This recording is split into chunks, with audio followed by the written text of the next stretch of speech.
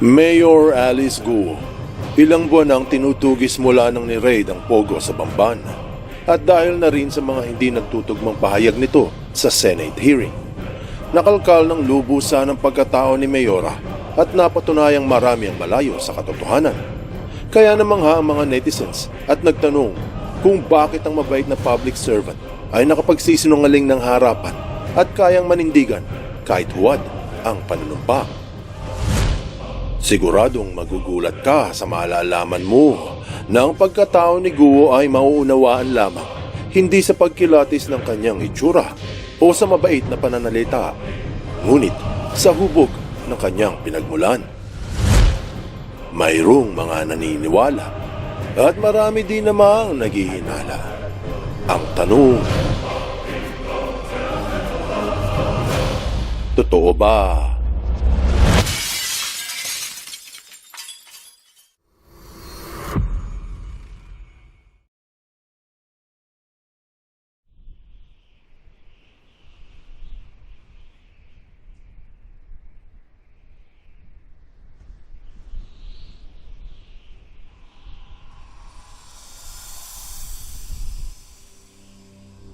Sumikat sa social media sa Pilipinas, pati sa ilang international media, ang hearing ni Mayor Alice Leal Guo, hindi lamang dahil sa mga krimen na naganap sa likod ng kanyang munisipyo, dahil pati na rin sa kanyang mga hindi kapanipaniwalang testigo.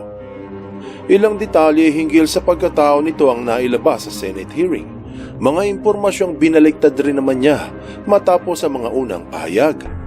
Kumalat sa internet ang ulat hinggil sa parehong fingerprint ni Alice Guo at ng isang Go Huaping na dumating sa Pinas mula sa bansang China buwan ng Enero noong taong 2003. Ayon sa National Bureau of Investigation, ang natuklasan ay infallible o hindi nagkakamali.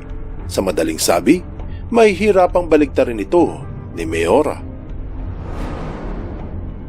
Siyempre, hindi naman basta-basta aaminin ng mga abogado ni Guo kahit sinabi pa ng pinuno ng Dactyloscopy Division na ang resulta ng pagsusuri sa fingerprints ni Go Huaping ay identical sa fingerprint ni Mayor o ang dalawang babae ay iisa lamang.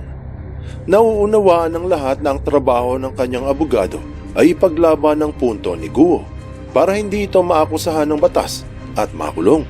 Sa korte na sila maghaharap. Ang buong masa ay sumusubaybay sa kahihinatnan ng teleseryeng ito. Mas nakakaintriga pa ang nangyayari ngayon kay Mayor na halos nasapawan na ang mga masahol na krimen na naganap sa Bamban at mukhang nasapawan na rin ang issue ng national security sa WPS. Kung babalikan ang mga pahayag ni Mayor noong una at ikalawang Senate hearing, marami ang nakapansin sa mga sagot nito sa direktang tanong ng ilang senador. Kumbinsido talaga na siya ay isang Pilipino at iisa lamang ang kanyang pasaporte. Mariin ring inulit na sa farm lang daw siya lumaki at isang simpleng tao. Homeschooled lang at hindi nakatapos ng high school o kolehiyo. Matibay nitong pinanindigan na hindi niya kilala ang kanyang mga kapatid dahil nag-iisa lamang siyang anak. Sinagot ni Alice Guo ang mga tanong ng walang atubili. Hindi nag-aalanganin, hindi nagdadalawang isip. Walang ano-ano, diretso ang tingin, hindi natatakot o nangangamba sa implikasyon ng kanyang sinasabi. Makalipas ang ilang linggo, maraming detalye ang natuklasan na salisi sa kanyang pahayag. May mga lumabas na dokumento at papeles mula sa Pogo na nasa kanyang pangalan. Kalaunan ay binaliktad nito ang mga una niyang sinabi. Umami na mayroon siyang mga kapatid at inchik nga ang kanyang ama. Bukod dyan, lumabas pa ang infallible proof na siya ay si Go Huaping mula sa China at hindi Pilipino. Namanghang marami kasama si Senador Gatchalian sa walang pakundangang pagsisinungaling ni Mayor Alice Guo ng harapan sa Senate hearing. Sinabi pa ng senador na ang buong pagkatao ni Mayor ay isang malaking kasinungalingan. Ganun pa man, mukhang hindi ito nakukonsensya. Prior deportation, embattled former Bamban Mayor Alice Guo needs to serve a sentence in the Philippines if she ever gets convicted.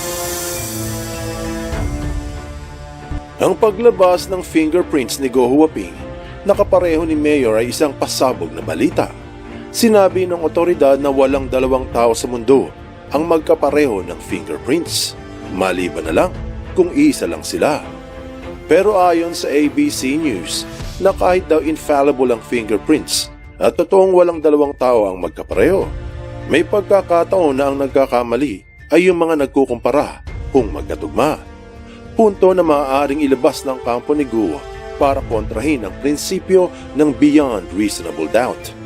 Gayunpaman, may mga sinabi itong siya mismo ang nagbaliktad, katulad ng kanyang mga kapatid at citizenship ng kanyang ama.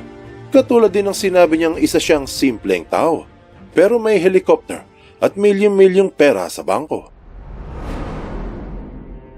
Madalas ang mga nahuhuli sa kanilang kasinungalingan ay nagpapakita ng kahihiyan at pagkadismaya sa sarili o nakukonsensya. Mapapansin yung mga kriminal kapag napoposasan, madalas ay mga nakayuko dahil sa iyong iba ay nakararamdam ng guilt. Pero mukhang hindi ganyan si Mayor. Bakit may ganitong mga tao na tila wala ng konsensya? Dito pumapasok ang tinaguriang subconscious mind. Kung hindi ka pamilyar sa kataga, heto na ang iyong pagkakataon na maunawaan kung papaano gumagana ang konsensya ng bawat individual na maaaring makatulong sa ating pakikisalamuha sa lipunan at maging gabay sa taong bayan hinggil sa mga opisyal ng bayan na manhid o mga politikong halang ang kaluluwa.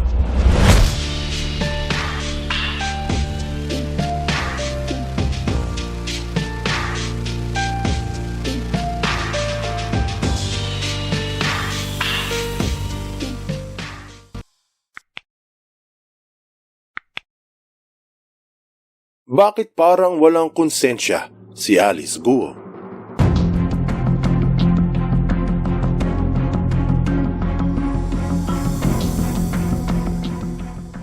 Mahalaga sa ating mga Pilipino na mapagkilanlan ng isang politiko na maaasahang tapat sa kanilang katungkulan. Pero kailangan ding makilala yung mga opisyal na sanay nang magsinungaling. Sabi nga, kapatid ng magnanakaw ang sinungaling. Lalo na ngayong nahaharap ang sambayanan sa isang halalan. Ang konsensya ng tao katulad ng kay Mayor Alice Guo ay nagmumula sa ating subconscious mind. Tinawag itong sub o sa ilalim, conscious o namamalayan dahil sa gumagana ito nang hindi natin nalalaman. Halimbawa, minsan nakararamdam ka ng masamang kutob na may masamang mangyayari. Paghihinala o pagdududa na minsan ay hindi maipaliwanag. Ang konsensya natin ang pumipigil sa paggawa ng mali. Ito ay nahuhulma habang tayo ay tumatanda, kasama ang karanasan, pati ugaling pinagmanahan. Minsan may mga nagkakakonsensya kahit sa una ay wala, pero meron namang namanhid na. Ito yung debate hinggil sa nature o nurture. Halimbawa, kahit ang tatay mo ay lasinggero, posibleng umiwas ka sa pagiging lasenggo. Pero kung ang mga kaibigan mo ay drug addict, maaari kang malulong sa masamang bisyo. Ang konsensya ay minsan natututunan, minsan napagmamanahan. Sa lipunan natin nauunawaan kung ano ang tama at mali, kung ano ang mabuti o masama. Kung lalabag ka sa alam mong tama o tataliwa sa alam mong masama, ang resulta ay mababagabag ang iyong damdamin.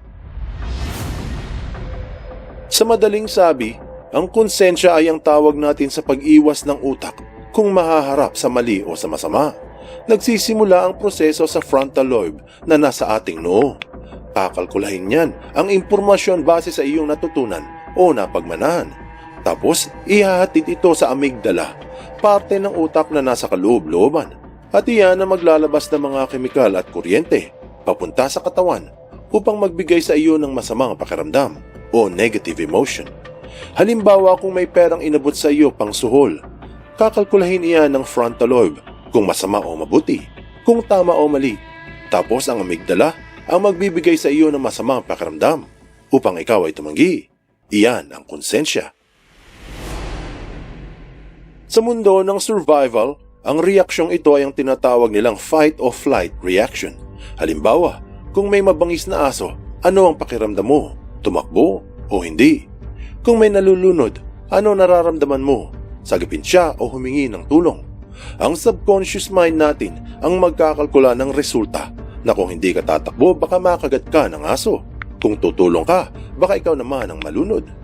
Bilang resulta ng kalkulasyon, maglalabas ito ng emotion na mararamdaman mo at magdidikta sa iyong gagawin. Ganyan ang proseso ng konsensya.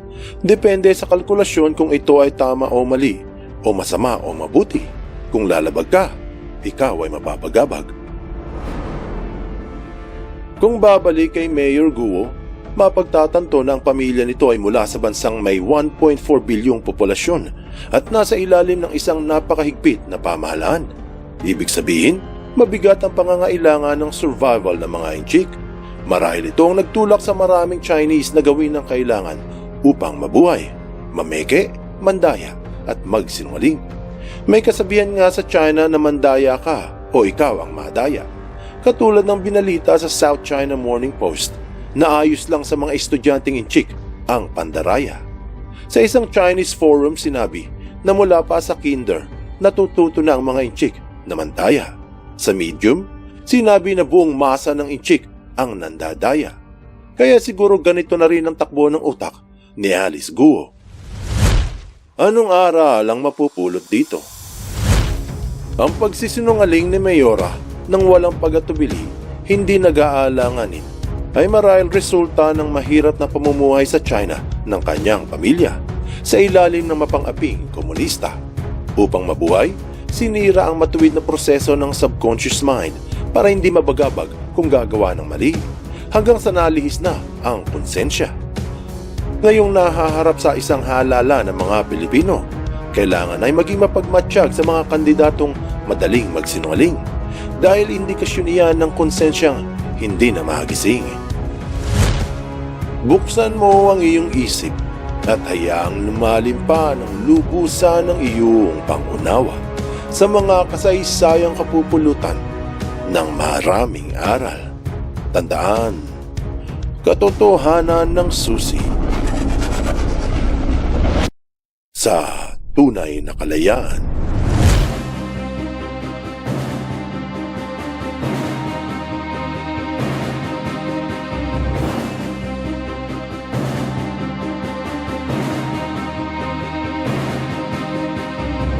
Po, para sa akin po, hindi ko po siya kayang sabihin po sa tao na iniwanan po ako ng sarili ko pong ina.